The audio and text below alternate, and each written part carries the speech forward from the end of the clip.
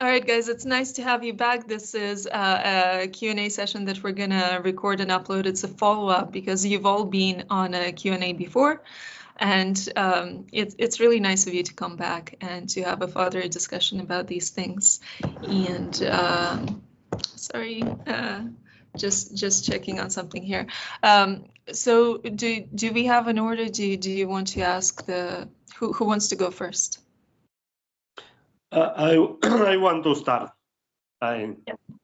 Hello, I am Tony, and my question is it possible that I want to hide from life and not participate because of depression? Depression. See, the thing is, like, I can give you my own opinion on that, but it's going to be my completely unprofessional, friendly opinion because obviously I'm not qualified or I'm not licensed to make an assessment of your individual situation. But my hope here is that there will be some resonance for you in what I'm saying to you, and that you will recognize some helpful hints, as well as the people who are watching this. So as you know, right, last time we were discussing a little bit how you feel the need to not participate as actively in your life as you would otherwise want to. And right now you're thinking that maybe it's due to depression. And we briefly mentioned that it's probably going back to your childhood, going back to that history where you were raised by a caregiver, by parents, by somebody who was very active, an active participant in molding and conditioning you, that conveyed to you the message that you are not the priority, that somebody else needs to be prioritized in life, and that you need to come second. And unfortunately, in a lot of these situations where people are conditioned this way, this is passed off as discipline. This is passed off as raising a good and obedient child, a good citizen. But in reality, because they were prioritizing themselves the whole time, the message that you received is that you as a person, you as a being, are not as valuable as those who are getting prioritized. And as a result of that message, you are going through life and you are struggling being willful. And you're struggling being willful because you have this idea that you do not inherently, just by the virtue of being, just by the virtue of existing, deserve respect, protection, and comfort. You think that in order for you to get respect, you need to earn it, even as a child, even as a human being, even for your human rights. You think that in order for you to be protected, you have to deserve it. You don't inherently deserve to be protected. When you're going through a difficult challenge, you don't ask for support like most people would. You don't go to family and friends to the same extent because you think that this is something that you must handle on your own because you don't deserve to be comforted. In effect, you don't realize that you're still continuing this behavior of people pleasing, and you're trying to please the people who are the priority, which to your mind maybe, again, this is just a guess, which to your mind right now is pretty much all the other people which aren't you. They're the priority. They deserve to be protected, to be respected, to be comforted, but you don't. And the unfortunate cycle that this also kind of feeds and leads to is that then you take responsibility for things that you shouldn't be taking responsibility for. For example, if you encounter any kind of challenge or adversity in your life, which absolutely all of us do, it is a natural part of life. But when another person encounters this adversity, they actually they feel outraged, they blame life, they blame someone else, they blame the environment, or they just see it as circumstantial, as something that everybody goes through. But when you encounter this adversity, you take it personally as your failure. You tell yourself, this is my inability to do better that brought this adversity about, when the reality is it was never under your control to begin with. You couldn't control this outcome. This is just a natural part of life. But this shame starts to surface up in you, which is toxic, which doesn't belong there, and is the direct result of your will having been undermined as a child, of the message having been conveyed to you that you're not allowed to have a will of your own if it doesn't please the people who are the priority, who deserve all of these human rights that supposedly you don't deserve by virtue of discipline. So then the coping mechanism, and I'm not at all saying that this is true for you, you could have a much healthier coping mechanism when this kind of shame surfaces in you. But for a lot of people, what would then happen is they would try to regulate their emotional state. And the way that they would do that in the moment, what are some of the easiest ways? We go ahead and we overeat. We go ahead and we overspend. We go ahead and we engage in all of these kinds of self-sabotaging, procrastinatory behaviors, because effectively we're trying to regulate the emotional state. But the worst part is then we look back on the situation. Not only do we say, I'm a terrible object because I'm responsible for this thing that I wasn't actually responsible for, that I couldn't control, that happened in my life, but then look at how I farther overspend, how I farther have overeaten, have procrastinated, have engaged in the cycle of self-sabotage, which to you farther proves that this is unworthy behavior by you, when in reality it's a completely natural consequence that absolutely anybody would be experiencing, because they haven't addressed the original core wound. And the original core wound being what? The original core wound being shame, and the original core wound being undermined will. The idea again that you don't deserve these things that should be seen by you as things that you're entitled to. You're entitled to comfort, you're entitled to respect, you're entitled to protection.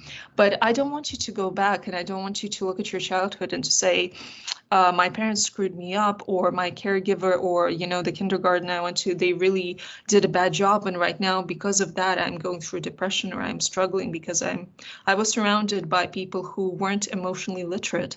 What I would like for you to try to see it through a different prism, and to understand that, first of all, they probably objectively thought that they're doing a great job, that they're doing what they're supposed to be doing. And the second thing is, because this was an adversity that you had to deal with really early on, you had to adapt to it. You had to develop kind of coping mechanisms to deal with it.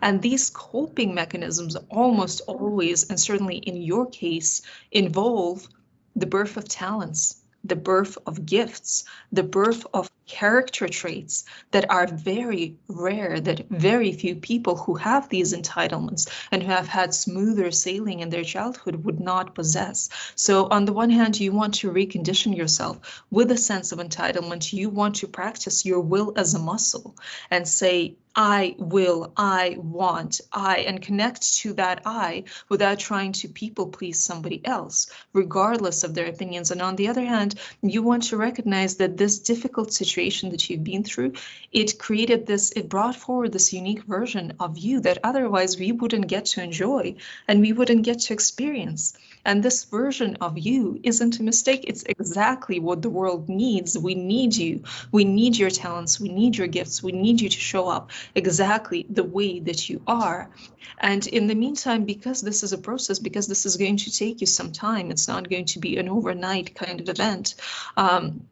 Maybe find somebody who is similar to you, connect to a group, connect to a professional who knows how to navigate these waters, who is well versed in kind of similar matters. But again, realize there's absolutely nothing wrong with you. You are so valuable, and it's a perverted kind of inverse, but it's also a gift. It's also a gift, this situation. It's also a gift what you've been through, yeah? Is that, yeah? Okay, Yes, cool. thank you. Sure.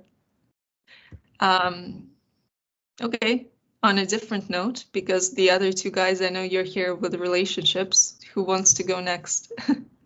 Okay. Hi. So, the young man I like asked me out, and I was very happy. Yeah. And now we're dating. But I had a question about something. While we were out, he kept bringing up his ex-girlfriend a lot. And she was like a main topic of conversation. And she seems a terrible person. Now I don't, should I be concerned about he talking about her a lot, or is he not over her? And you have been out what, once, several times, and this keeps happening. Yeah. Yeah. Okay. So here's the deal, and this is again just my opinion, but I'm going to give it to you. I'm not going to tell you what you want to hear. I'm going to tell you what I think, because I think this is what is going to empower you the most in the situation. And later on, you can go ahead and you can say, I disagree with that. I'm going to do something different, right?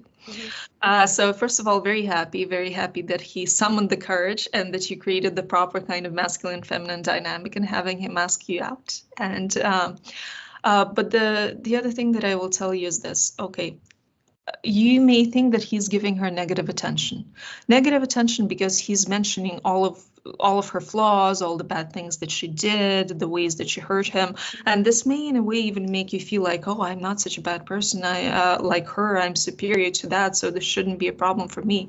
But the reality is, even negative attention is an investment. So when he's focusing on her in that way, what is he actually doing? He's making an emotional investment into her, and he's making a mental investment into her. While he's continuously making an emotional and a mental investment into her because he has one focus of attention, whom is he not going to be able to make an emotional and mental investment into? And unfortunately, this is one of these things where you can be the coolest person in the whole world. You can be the catch of the decade for him, but he needs to have the will to make an emotional and a mental investment into you. Now, as a woman, you may have this temptation to tell yourself, oh, but it doesn't matter because she seems like she's a terrible person and I'm a wonderful person and my love is going to heal him, because we as women do tell ourselves that he's this hurt puppy, he's this hurt little baby, and you're going to come in and all of that affection that you're giving him is going to cure him from this. But one thing that I want you to keep in mind, right?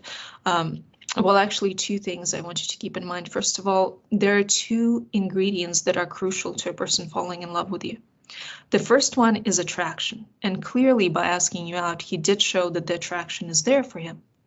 But the second one, again, is the investment that we make. So you must get that from him in order for him to be able to fall in love with you. He must feel like he poured himself into you.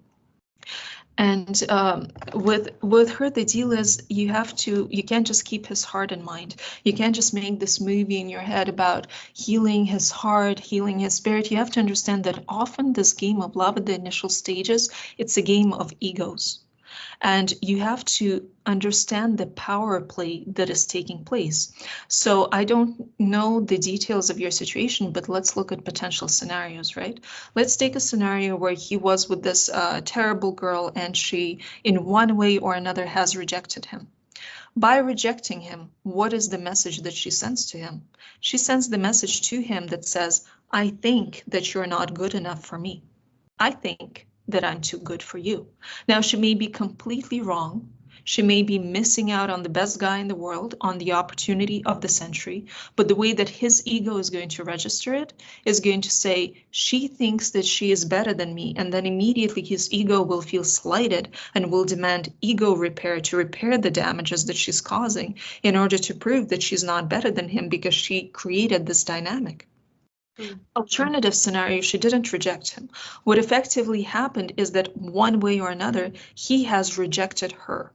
But instead of running after him, instead of chasing him, instead of trying to convince him that he made a mistake and he should reconsider and that he should now be choosing her, she moved ahead with her life and she created happiness, she created a new relationship, she created better dynamics for herself without him than what she had with him, which, believe it or not, over time, his ego will also register as a rejection, even though he's the one that originally did the rejection. If she manages to do that, he will still end up feeling rejected because she decided that she doesn't need him in his life. She decided that she can do better for herself in her life without him. And our egos perceive that as a rejection. And the result of that is what? The result of that is that she doesn't lose the power play. Not only that, but she potentially wins the power play. She inflicts ego damages on him and she says, I'm equal to or more likely than not higher in value than you are. And then you come in And you come in and you say, you're wonderful, you're amazing, you could be my true love, I want to pour all of my heart into you, I don't feel like I'm better than you at all. And you think that you're doing a wonderful thing, like a heartfelt person, like a person who's carrying her heart on a sleeve, but you're not keeping in mind the ego dynamics, because if you keep in mind the ego dynamics, you'll realize that the message that you're conveying to his ego, which is still making a mental and an emotional investment into her, waiting for the damage repair to be done, is to say she is a higher value than you, but I'm not. I am an equal value than you, or I am a lower value than you. Therefore, I am a lower value than her. Immediately what happens is you lose the power play. Not only that, but if he's still making that emotional and mental investment into her, then effectively he for a while has been equating this idea of pain to this idea of love. To him, those are entangled. Where there is no pain, then it's questionable, can love exist there to him? And if you come in and you say, I'm not going to give you any pain, I'm not going to give you any challenges, I'm going to heal you with my love, you're really, really great for me, then again, he will struggle to register you as love, because that is not what he unconsciously, subconsciously explained to himself that love is.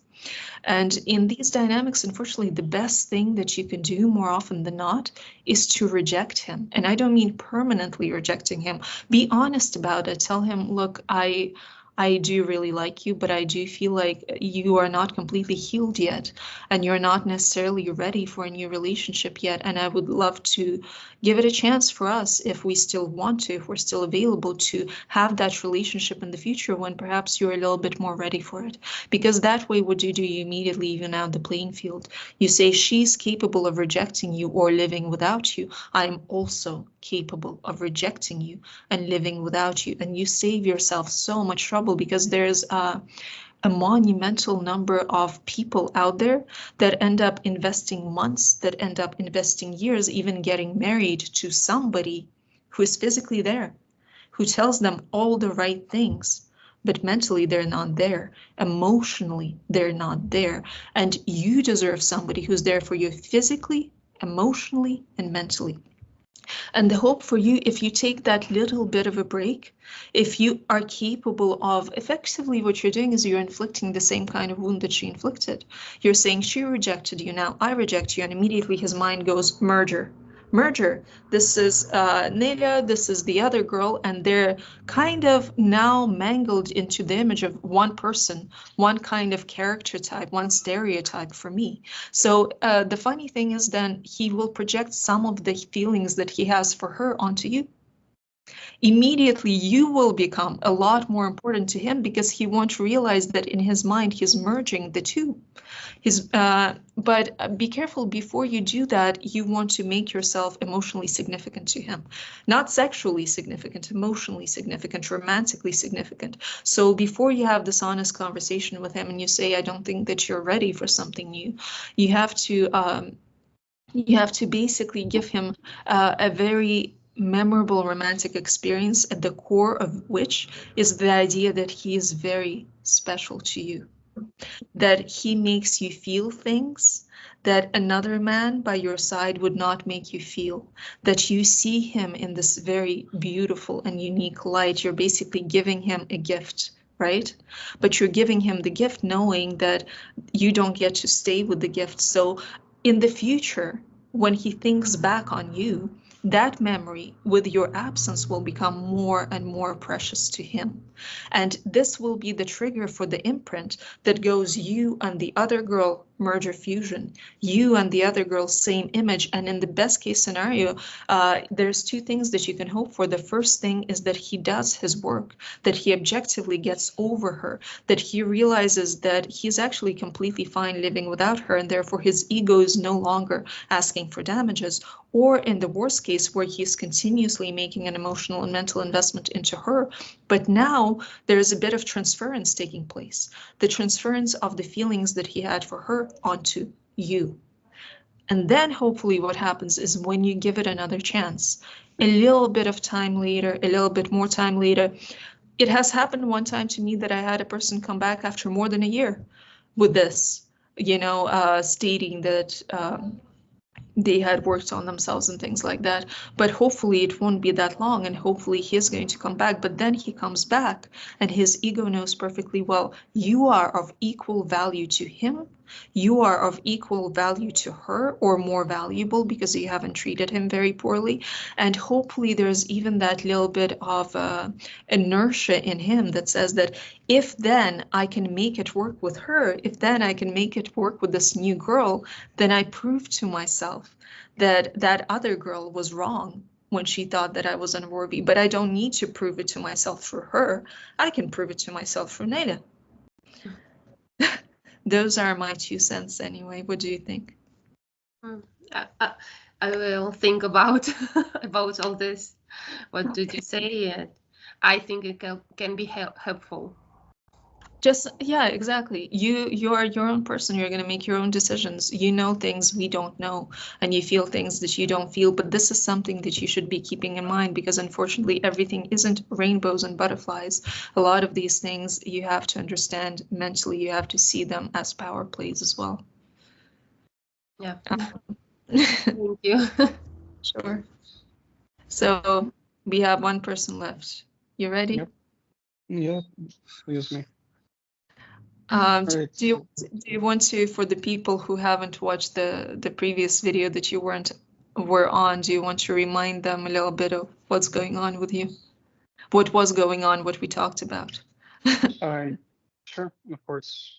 So I came to you with my issue of a girl that I'm interested in, and that I basically confessed my feelings to, shooting me down and essentially friend zoning me, but being very nice about it, sort of, so that I can't really get mad at her. But then I had this dilemma of whether I'd be losing my self-respect if I just I went on with that and accepted it, or whether maybe I should completely distance myself from her. And we talked, and you suggested that I should, at least for now, distance myself and work on my self-concept, because if I successfully improve my self-concept, that will reignite any interest she might have had or will have for me, and then we can reevaluate our potential relationship, and she might decide that she wants to be with me after all. And I want to say, so far your advice has worked exceptionally, because a couple of weeks ago she actually messaged me, and the hardest part for me was following your advice and not instantly jumping in to respond, because while I think I've successfully been working on my self-concept and improving my idea of self-worth and finding happiness outside of my thoughts dwelling on her, when she messaged me, it made me very anxious not to respond, so to say, because I can let go of her, but when she is back in my mind, it's difficult not to focus on my feelings. Yeah. And outside of that, we did bump into each other at uni the other day, and we talked, and she has been asking how I am and all of that. And again, I've been trying not to show my interest in her as I would previously, and just play it cool, essentially. But yeah, she definitely seems to be more into me nowadays, honestly, than she was previously, after I put some distance between us. So yeah, the advice is working, but I'm here because at this stage I want to ask, am I really doing the right thing at this point? Because I can't stop focusing on her when she isn't coming back into my life, but when she is, I feel like honestly a bit of an asshole when I don't honestly reciprocate. So how many times have you not reciprocated so far? How many times has she reached out or bumped into you that you've The last time was literally a couple of days ago at uni. She asked me how I was and whether we want to hang out after class, and I just said I'm fine. Tell her about what I was doing, but I said I was busy, so that I couldn't hang out. Okay. All right. Well, you were very close friends, right? So here's the thing about these really close friendships where there's a girl and there's a guy who ends up being in the friend zone but hoping to get out of the friend zone, is that there is more frequently than not some level of attraction there. Usually there's a low level of attraction, like she's not, you might be infatuated with her, but she's not infatuated with you, but she doesn't find you repulsive either. You know what I mean? Like there's something there for her. It's rarely a zero.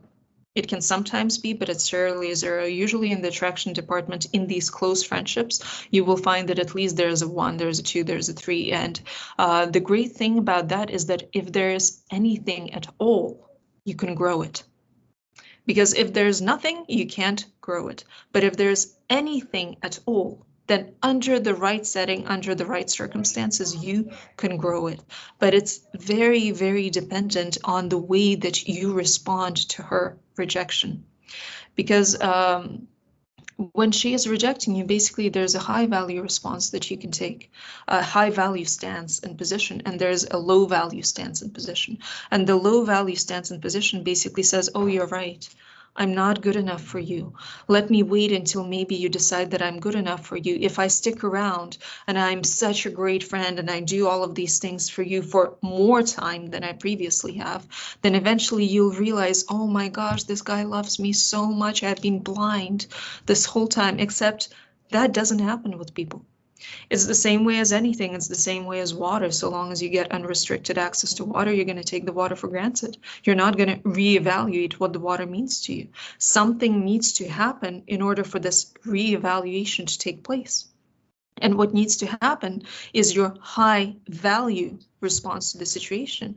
And the high value response to the situation is, I disagree with you. I understand that you don't think that I should be chosen for this romantic relationship with you, but I can tell perfectly well that I am good enough for you and that you would be every bit as lucky to have me as I would be to have you. And right now, because of my respect for myself, I'm not going to just stick around. I'm not just going to pour more of my time, more of my emotions, more of my mental energy into you, hoping that you change your mind, because this will very negatively affect my self-concept. Not only you are observing me, I am observing me. And when I act in this way, I transmit to myself the message that I am not good enough for you, and that therefore you get to be the judge of me. But if I walk away and I am observing myself, the message that I'm sending is, I am too good to get stuck in this situation. I don't feel like she's more valuable than me. I feel like I'm more valuable to myself. I don't feel like this deserves an unrewarded investment from me. I don't feel like there's nobody else out there for me who compares to her. I feel like I can score a girl like her, and it will be a wonderful girl, and it's going to be a girl that reciprocates my romantic feelings as well. And you are observing yourself acting in this way while you're also potentially going to the gym, doing more schoolwork, improving your social life and your day-to-day life, which inevitably will send to you the message that your self-concept is getting better and better. You're becoming more and more valuable, and naturally you will start reevaluating this dynamic where you need to become someone's friend in the hopes of, versus where you say, no, this is going to hurt for a while because it's a wound. This is a wound, and that's why every time you bump into her, every time you see her, this wound gets reopened. Somebody scratches against that wound again. And why you want to remove yourself is you're saying, I'm fully aware that I have a wound that is hurting right now, and I need for that wound to heal, and look how strong I am. That I understand that if I come to you and you change your mind, this wound will immediately get healed and I will not be feeling any pain. And if I walk away and allow the wound to heal on its own, it's going to take time, and it might be hurting more for a while before it starts getting better. But that's okay. I'm strong enough to do that, because I understand that in the long run, this is what's better for me. It conveys to her the message that not only are you smart, not only do you value yourself, but you're also strong. And to a woman, when you show that you're strong, what does it tell her? It tells her that you're potentially a good protector. It tells her that you respect yourself. And who do women want to have a romantic relationship with? They want to have romantic relationships with people with men whom they see as good protectors, as somebody who's worth respecting because he respects himself, as somebody who's not afraid to be in pain, who realizes he will heal And as somebody who, regardless of what she thinks, is clearly of the opinion that he can find somebody as good as her, if not better. And also the other thing you see that you need to be understanding is, again, you have one focus of attention. If all of it is going to her, and imagine a girl comes along and she is the perfect girl for you, custom made to your order, but you have poured so much of your energy into this other girl and she hasn't reciprocated, and your ego is demanding repairs and you're waiting for her to give you something back. It's like you have blinders on and you can't see this person next to you who's actually better, who would actually be perfect to you, who's actually has a greater compatibility with you than this other person, because your mind keeps going back there and going back there. And you need to not settle. You need to not settle. And the next time that you see her, maybe don't avoid her requests to spend time with you. You know what I mean? Like it's okay if you feel like you're strong enough and if you feel like she's maybe changing her mind. And that's the thing, you don't really know if she's changing her mind. And that's why up to this point, you wanted to ignore a couple of messages from her, because what happens when you immediately respond to her message after you've removed yourself from her life? Immediately she goes, oh, okay, Dennis, he's still available for me. I can still reach him whenever I want. I can still rely on his support and admiration whenever I want, right? But when you're not responding to that message, that puts that into question. It says, no, I'm not an easily accessible person.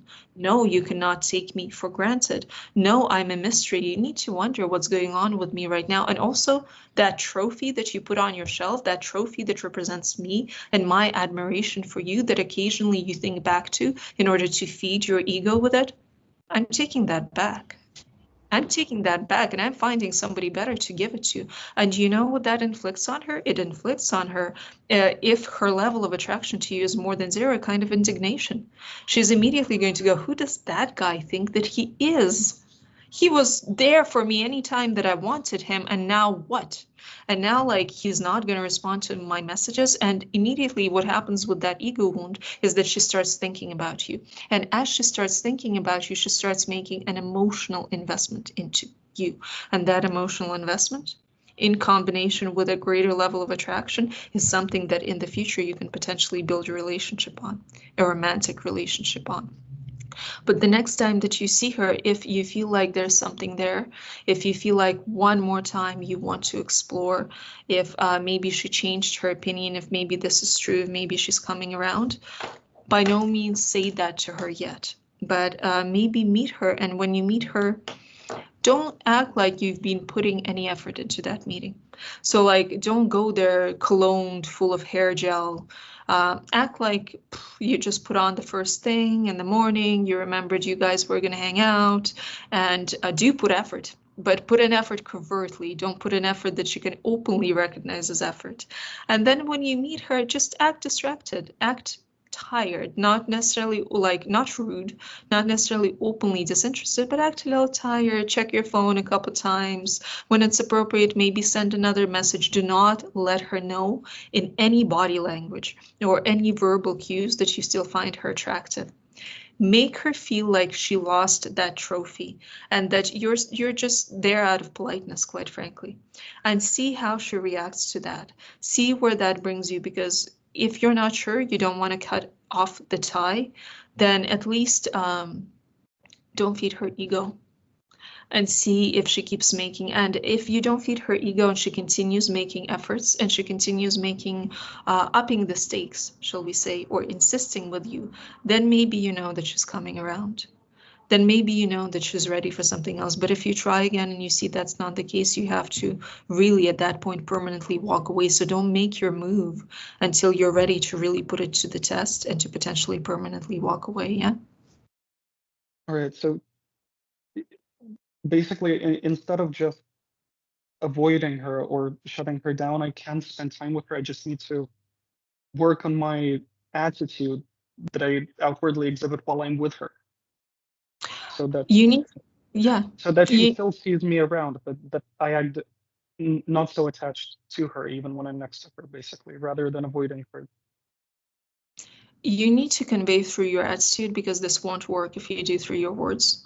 But you need to convey through your attitude by not dressing too much, by not trying to prolong the meetings, With by not behavior, yeah.